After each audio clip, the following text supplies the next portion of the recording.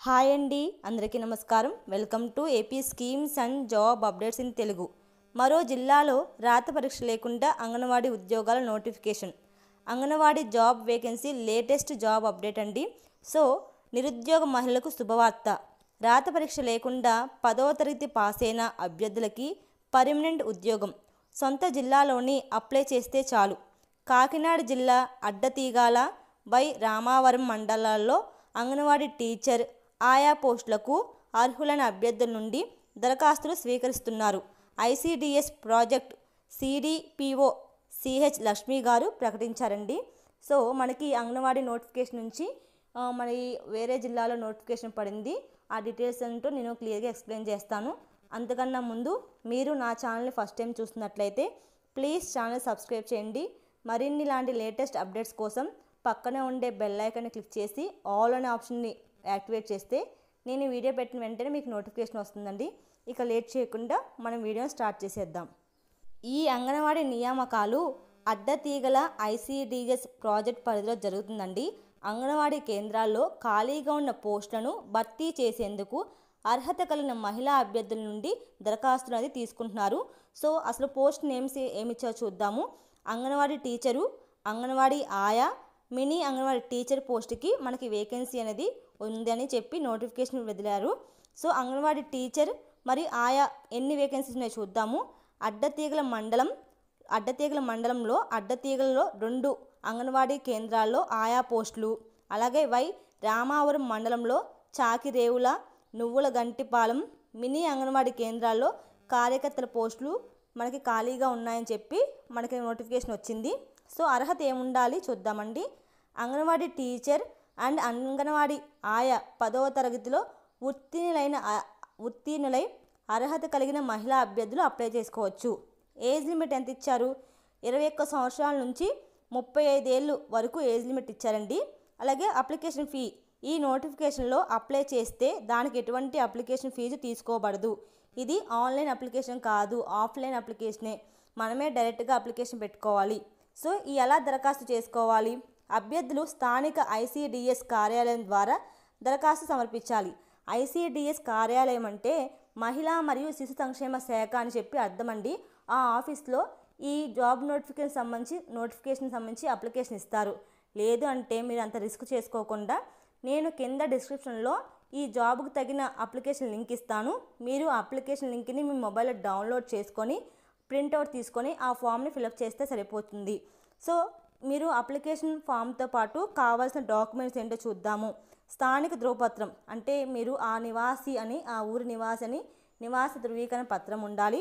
మీ 10th class certificates, Aadhaar card, ration card, అలాగే 2 passport size photos ఉండాలండి.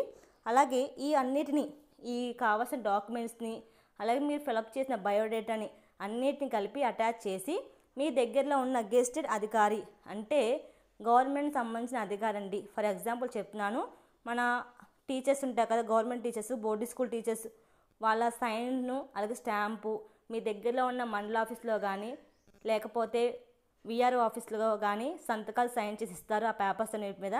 ఎందుకంటే వాళ్ళు సైన్ చేసి ఇస్తేనే ఈ అప్లికేషన్ అనేది ఆ శిశు సంక్షేమ శాఖ వాళ్ళు తీసుకుంటారు. సో గుర్తుపెట్టుకోండి.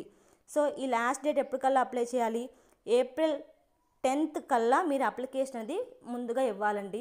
సో గుర్తుపెట్టుకోండి, ఈ జిల్లా వాళ్ళు ఎవరైతే ఉన్నారో ముందుగా మీరు అప్లికేషన్ని త్వరగా ఫిలప్ చేసి మీరు శిశు సంక్షేమ శాఖ వాళ్ళకి అప్లై చేసుకోండి, ఇచ్చేసేయండి. సో ఎందుకంటే ఎంత త్వరగా ఇస్తే అంత త్వరగా అప్లికేషన్స్ అనేది మనకి ఫైనల్ లిస్ట్ చేస్తారు. ఎందుకంటే జిల్లాల వారీగా నెమ్మదిగా వాళ్ళు నోటిఫికేషన్ వదులుతున్నారు కాబట్టి.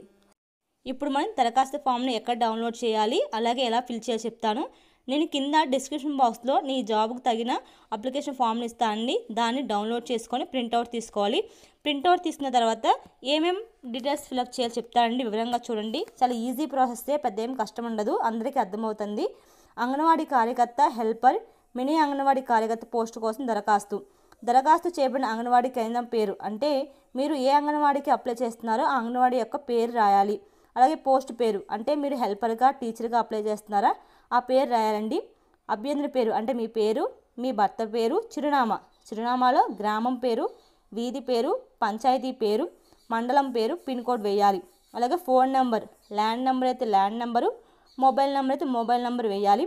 అలాగే విద్యా అర్హత అంటే మీరు 10th, ఇంటర్, డిగ్రీ మీ క్వాలిఫికేషన్ అనేది రాయాలి. అలాగే డేట్ ఆఫ్ బర్త్ రాయాలి. అలాగే నివాసం, మీరు ఎక్కడ నివాసం ఉంటున్నారో దాన్ని రాయాలి. అలాగే క్యాస్ట్ రాయాలి. అలాగే ఆదాయం, మీ సంవత్సరం ఆదాయం ఎంత వేయాలి. అలాగే అనుభవం అంటే మీకు ఇంతకుముందు ఏదైనా ఎక్స్పీరియన్స్ ఉందా, మీరు ఎక్కడ చేస్తున్నారో ఆ డీటెయిల్స్ అన్నీ రాయాలండి. వీళ్ళు కొన్ని డీటెయిల్స్ ఇచ్చారు, దాన్ని చూద్దాము.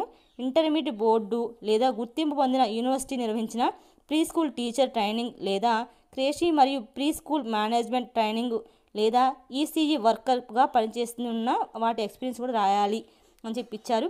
అలాగే వితంతువ, ఒకవేళ మీకు కనుక భర్త లేకపోతే అవును అయితే అవును రాయండి, కాదు అంటే కాదు రాయండి.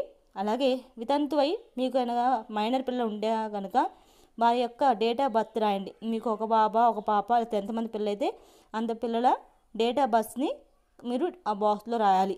కాదు కనుక ఉంటే కాదు అని చెప్పి రాసేయండి. ఒకవేళ మీది అనాథ కనుక అయి ఉంటే వేరైనా ఎక్కడైనా మీరు ఆశ్రమంలో కనుక పెరిగి ఉంటే కనుక ఆ ఆశ్రమం నుంచి సర్టిఫికేటు, అలాగే అక్కడ డాక్టర్స్ ఉన్న సర్టిఫికేట్ కూడా తెచ్చుకోవాలి. అలాగే మీరు ఎక్కడ ఉన్నారో అని ఆ ఆశ్రమం యొక్క పేరు కూడా రాయాలి. అలాగే మీరు వికలాంగులు అయితే అవునని, అలాగే దానికి సంబంధించిన సర్టిఫికేట్ ఉండాలి. సో వీటితో పాటు కింద మీ సంతకం చేయాలండి. అలాగే ఈ ఫామ్ ఫిలప్ చేసిన దీంతో పాటు కావాల్సిన సర్టిఫికేట్ ఏంటి, స్టడీ సర్టిఫికేట్ ఉండాలి, డేట్ ఆఫ్ బర్త్ సర్టిఫికేట్ ఉండాలి, నివాస ధృవీకరణ పత్రం ఉండాలి, క్యాస్ట్ సర్టిఫికేటు, అలాగే ఆదాయం సర్టిఫికేటు. ఒకవేళ మీకు ఎక్స్పీరియన్స్ ఉంటే కనుక ఆ ఎక్స్పీరియన్స్ సంబంధించిన సర్టిఫికేట్ ఉండాలి. వితంతువు అయితే మీ భర్త చనిపోయే మరణ ధృవీకరణ పత్రం సర్టిఫికేట్ ఉండాలి. మీకు వితంతువులే మీ కనుక మైనర్ పిల్లలు ఉన్న లెక్కైతే వాళ్ళ యొక్క డేట్ ఆఫ్ బర్త్ సర్టిఫికేట్స్ ఇవన్నీ కూడా అటాచ్ చేసి మీరు ఫిలప్ చేసిన ఈ ఫామ్ని అలాగే అన్నిటిని అటాచ్ చేసిన డాక్యుమెంట్స్ని ఎక్కడ ఇవ్వాలి, ఐసిడిఎస్ ఆఫీస్లో అంటే ఇంటిగ్రేటెడ్ చైల్డ్ డెవలప్మెంట్ సర్వీస్లో అంటే మహిళా మరియు శిశు సంక్షేమ ఆఫీస్లో మీరు మీ అప్లికేషన్ సబ్మిట్ చేయండి. సో ఎవరైతే ఎలిజిబుల్ ఇంట్రెస్ట్ క్యాండిడేట్స్ ఉన్నారో అప్లై చేసుకోండి. ఫర్దర్గా దీనికి సంబంధించిన నోటిఫికేషన్ వస్తే కనుక మీకు తెలియజేస్తాను. మీకు ఈ వీడియో నచ్చితే లైక్ చేయండి, షేర్ చేయండి. మరిన్ని ఇలాంటి వివరాల కోసం ఛానల్ సబ్స్క్రైబ్ చేసి పక్కన ఉండే బెల్ ఐకాన్ని యాక్టివేట్ చేసి ఆల్ అనే ఆప్షన్ క్లిక్ చేస్తే ఫర్దర్గా నేను పెట్టబోయే లేటెస్ట్ అప్డేట్స్కు మీకు వస్తాయి. Thank you so much for watching.